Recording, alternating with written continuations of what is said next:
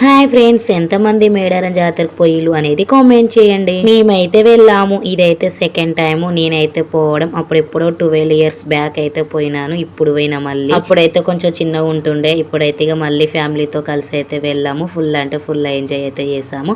మేడారం పోయే ముందు అయితే ఎర్రగట్టమ్మ తల్లి గుడి అయితే వస్తుంది కదా, అక్కడైతే ఆగినాకనే కొబ్బరికాయ కొట్టినాక మనమైతే మేడారం పోవాలి కదా, అందుకోసం ఇక్కడైతే ఎర్రగట్టమ్మ అక్కడ దగ్గర అయితే ఆగి కొబ్బరికాయ అయితే కొట్టి మంచిగా దర్శనం అయితే చేసుకొని ఖచ్చితంగా అయితే ఎర్రగట్టమ్మ కాడ ఆగి కొబ్బరికాయ కొట్టాల్సిందే. అది అందరికీ తెలిసిందే కదా. మీరు కూడా మేడారం పోయి ఉంటే మీరు కూడా ఎర్రగట్టమ్మ కాడ ఆగి కొబ్బరికాయ కొట్టిలా కొడితే నాకైతే కామెంట్ చేయండి.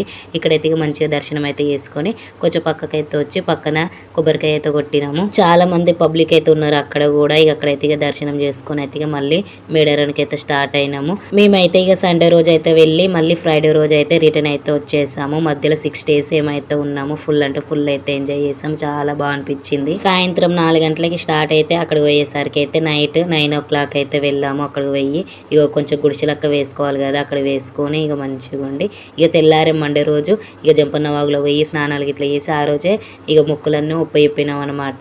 ఎందుకంటే ఇక చిన్న పిల్లలు ఉంటారు. ఇక తర్వాతకి అయితే ఎక్కువ మంది పబ్లిక్ వస్తారు. ఆ పబ్లిక్లో ఇక మా వల్ల కాదు. ఎందుకంటే ఇక మాకు నలుగురు చిన్న పిల్లలు ఉన్నారు. ఇక వాళ్ళని పట్టుకొని పోలేము కదా, అంత దర్శనం అయితే చేసుకోలేము. కాబట్టి మేమైతే సండే రోజు అయితే వెళ్ళి ఇక మండే రోజు దర్శనం చేసుకొని ఇక వెనస్డే రోజు పిల్ల, థర్స్డే రోజు తల్లి అయితే వచ్చారు కదా, ఆ రోజు ఉండేసి ఇక ఫ్రైడే రోజు మార్నింగ్ అయితే వచ్చేసిన సాయంత్రం 4 అయితే అయ్యింది ఇంటికి వచ్చేసరికి అయితే. మీరు కూడా మేడారం జాతర వెళ్ళారా? వెళ్తే కామెంట్ చేయండి. అలాగే వీడియో నచ్చితే ఒక చిన్న లైక్ ఇవ్వండి please. Thank you for watching. Bye bye.